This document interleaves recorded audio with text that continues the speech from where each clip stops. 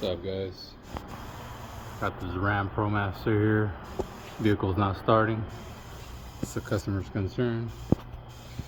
Come down here, it's got two alternators. Took off the belt already.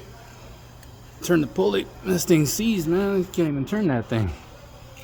Don't spin. That's why your car's not starting. And they burned out their starter, so I gotta go over here and replace that bad boy right there. Gotta remove the catalytic converter, get that baby out. Keep you guys posted.